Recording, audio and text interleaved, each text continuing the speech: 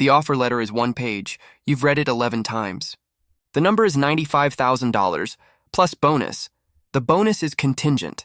Everything you will learn is contingent. You start on a Monday in July. 43 other analysts start with you. You are all the same age. You are all wearing the same suit. By year 3, 12 of you will still be here. You don't know that yet. You smile at the person next to you in the elevator. The elevator opens on the 34th floor and the noise hits you before the doors are fully apart. Level 1. Analyst. Your desk is a rectangle of space approximately 28 inches wide. To your left is a monitor. To your right is another monitor. In front of you is a third. On the center screen, a model. Someone else built it. Your job is to not break it. The model is a leveraged buyout analysis for a packaging company in Ohio. You do not know what the packaging company makes. You do not need to know. You need to know that the debt to EBITDA ratio is 6.2x, and the exit multiple assumption is 8.5x, and your associate wants the sensitivity table rebuilt by 6 a.m. You rebuild the sensitivity table. It is 4:17 a.m. The office is not empty. It is never empty. There is always someone 3 desks away with their jacket still on, their tie loosened by exactly 1 inch, staring at something you cannot see. You learn the rhythms quickly. The pitch book request that arrives at 9 p.m., the associate who sends comments without reading your work, the managing director who marks up slides in red pen and hands them back without looking at you, the printer that jams on page 47 of a 48-page deck at 11:52 p.m. Your second month, you work 94 hours in a single week. You tell no one. Everyone already knows. What surprises you is not the hours. You expected the hours. What surprises you is how small the work feels. You are building tables inside documents that will be read by people who will never know your name. The deal will close or it won't. The fee will land or it won't. You will have contributed 340 hours of labor to an outcome you will hear about secondhand in an email marked FYI. You go home on a Saturday afternoon and you sleep for 14 hours and you wake up and you go back. By month 8, you are fast. By month 14, you are accurate. By month 18, you are indispensable. To 3 associates who would never say so out loud, your bonus is $42,000. After tax, it is $27,000. You put $20,000 in savings. You buy a better suit. Level 2. Associate. The promotion does not feel like a promotion. The title changes. The salary changes. $175,000 base. A number that would have been unimaginable to you 4 years ago. And that now feels precise but not large. What changes most is the direction of pressure. As an analyst, pressure came from above. As an associate, it comes from both directions simultaneously. You are responsible for the analysts now. You are also still responsible to the vice presidents above you. You exist in the middle of the machine. And the machine runs on your ability to translate. You translate the VP's half-formed instructions into specific tasks.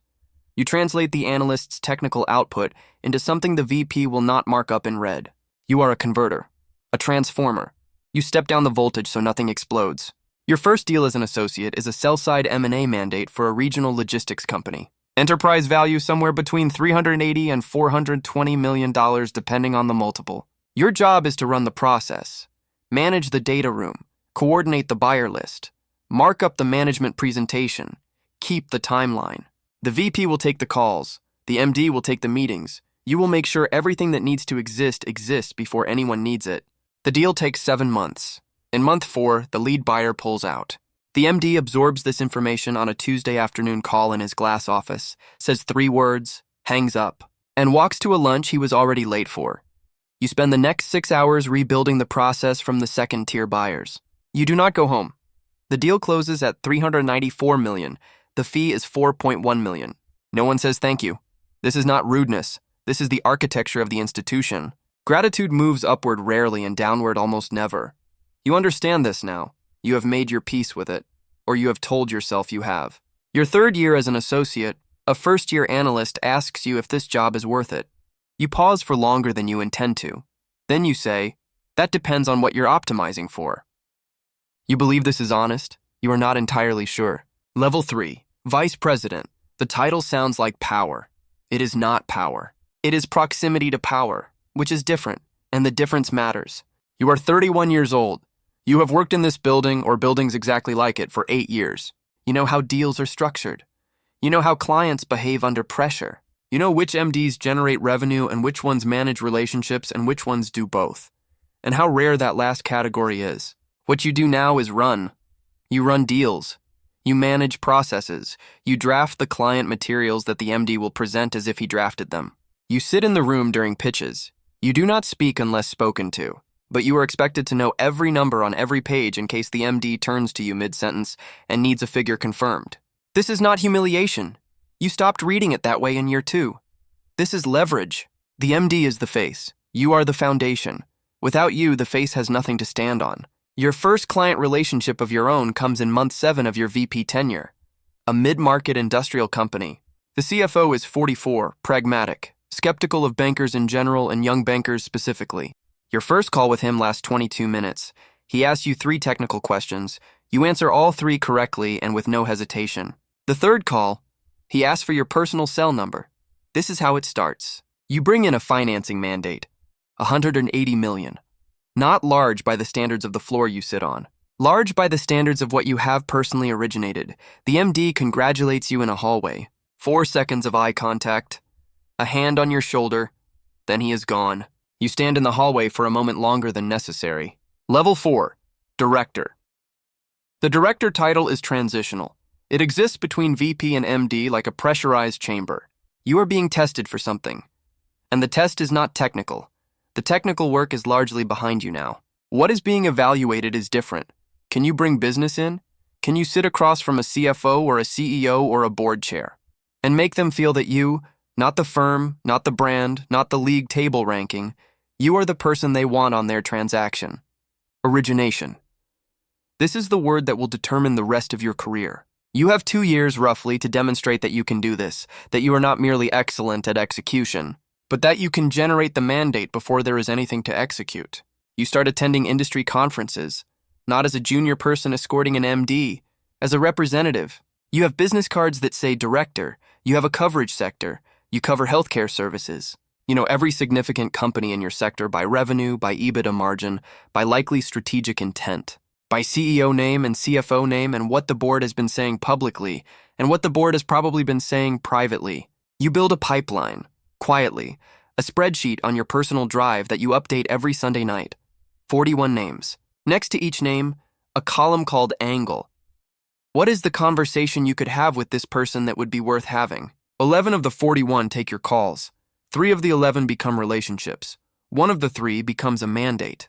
The mandate is a $640 million acquisition financing. Not a headline deal, not a deal anyone outside the sector will notice, but it is yours. You originated it. You are the coverage banker. The MD on the deal, a 16-year veteran of the firm, tells you in the elevator on the way to the closing dinner, this one's yours.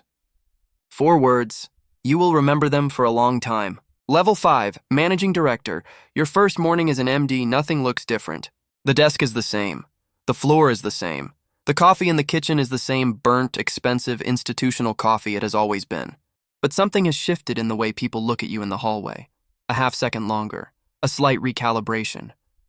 You have crossed a threshold that most people in this building will not cross, and they know it, and now you know they know it. The MD is the revenue surface of the firm.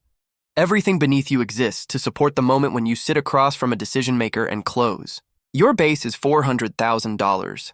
Your bonus is variable and large and dependent on what you bring in. This year, your target is $8 million in fee revenue. This is not a suggestion. It is a number that your group head will say out loud in your annual review, and that will determine, in a very direct way, what the next 3 years look like. You cover 12 companies directly. 3 of them are in active dialogue. 1 of them is close. The call comes on a Wednesday, the CFO of a healthcare services platform, a company you have been covering for 2 years. A relationship you built from a cold introduction at a conference in Chicago. He tells you they are ready to explore a sale process. The company has $2.4 billion in enterprise value at the midpoint of any reasonable range. You end the call. You sit for a moment. Then you open a blank document and start writing the process timeline. The fee, if it closes, will be approximately $18 million. You do not celebrate. You begin. Level 6. Senior Managing Director. Group Head. You have been an MD for 9 years. You have closed 34 transactions. You have lost 8 mandates to competitors.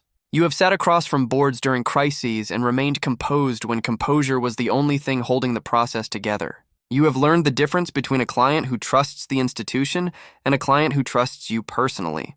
And you have learned that the second category is the only one worth building. Now you run a group. 11 MDs report to you. Below them, 60 people.